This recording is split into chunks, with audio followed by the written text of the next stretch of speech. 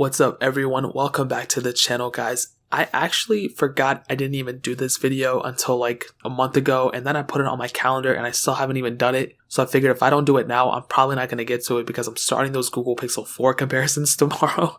So I guess we're just going to have to see what happens. But the Nintendo 3DS XL is, a crazy console, and actually it means a lot to me for a reason that I'll talk about in a second. But I freaking love Nintendo consoles. I love them to death. There's really nothing more I love than, kicking back with the boys, holding hands and playing the Nintendo 3DS XL. It's just a part of life in my opinion. Now with this specific console, actually even starting back, the Nintendo DS Lite, that was one of the first video game consoles I personally owned and I actually used for a very long time. It was given to me as a gift and I freaking love that thing so much. I still have that same one. I still play with it sometimes, but the buttons are broken. But it's a very good console, and the fact of the matter is, with every iteration of the DS, with the DSi, DSi XL, 3DS, and then eventually with the 3DS XL, those have brought so much enjoyment to me, and I think ultimately, not only is the 3DS XL still worth it, I think it brings so much value, and I think it still has a lot of value as well, and I'll try my best to explain that and iterate that to you guys. Now, the 3DS XL, starting off with the beginning, it was released in 2012 in June, so it was the first announced then, but there were a lot of key things about the 3DS XL that a lot of people were kind of interested in,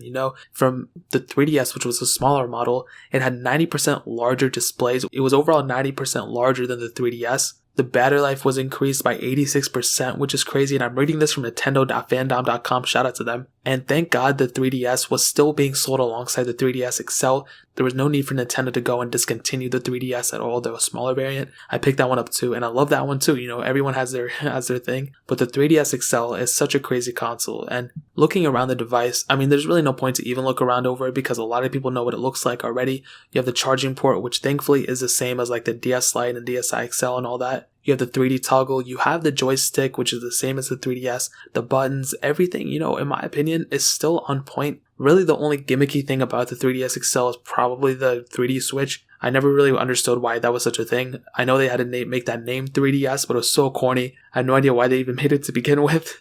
And then with the 2DS and 2DS XL, I like those consoles too, but it's like, I don't know what they're thinking with those names, but that's kind of a little bit of the outside.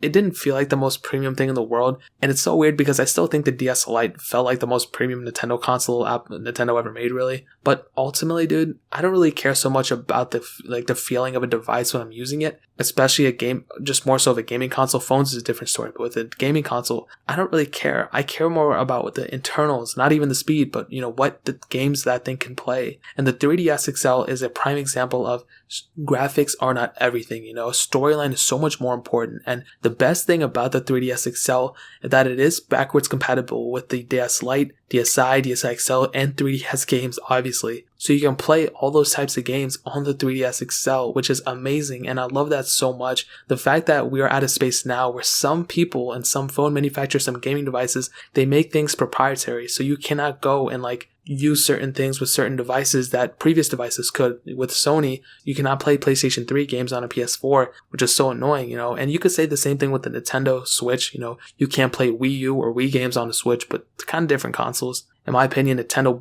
nailed it right in the coffin by making this thing backwards compatible. So not only do you have all those amazing games of the 3DS line, but you also have all those games of the DSi, DS Lite line as well, which is awesome. Especially now in 2019, there are so many games for this thing. You can literally, I've said this before, you can start with the letter A games, games with A, Animal Crossing, whatever, and you will probably spend the rest of your life getting up to the letter C, in my opinion. Finishing all those games. Now, obviously, that's over exaggeration, but there are so many games out for this thing, and not only that, there's so many great games for this thing too, and that in and of itself is a humongous reason to pick this up. Now, they weren't the best graphically intensive games.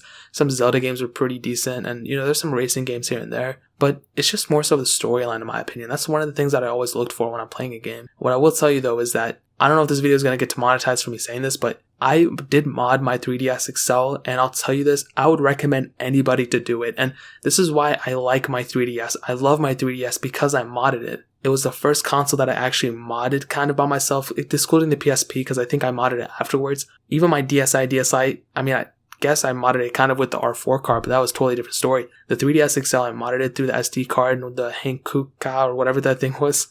That exploit, I did that. It took me forever. I was about to make a tutorial on it, but I didn't want to get a strike from Nintendo. They were just like handing those things out. But I modded it, I think like 2 years ago, and I literally loved it. I still love it. It adds so much more functionality to your device. I'm pretty sure you can play like Game Boy Advance games and all that stuff through an emulator on the 3DS XL as well. And that, don't even get me started about the functionality that brings and the gaming library you have at that point. It's insane the amount you can do with the 3DS XL still, even in 2019. We're about to be in 2020 in like a couple months, and it's crazy, So what I'll tell you is, there's no easy way to say it, but I still think the Nintendo 3DS XL is an amazing console. It brings so much value per dollar that it's not even funny. If you're planning on picking up one, I would highly recommend it. You can probably pick one up for like $50 or $60. Now, this is the older model. There's a newer model as well that I think is still being sold in like the Best Buys and all those things. So you can get it from there if you want to. But I usually get mine from, eBay or Amazon or whatever the case is. But if you want the cheapest ones, get them from eBay. You shouldn't pay more than like $60, $70 for one, dude. And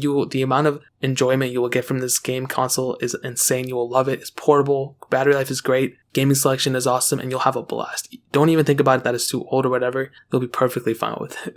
And that's pretty much it. If you guys have any questions or anything, leave it down in the comment section below. Hit that like button. That would mean so much, but definitely hit that subscribe button. Every single subscriber that we get really does count, so it'll mean so much if you guys could hit that. Also, check out the other links down in the description as well. My Twitter, my Instagram, my second channel. All those links are linked down below. I'd really appreciate if you guys could check it out. But more importantly than everything else, I love every single one of you guys. Hopefully I'll catch you guys in the next video. Peace out till then.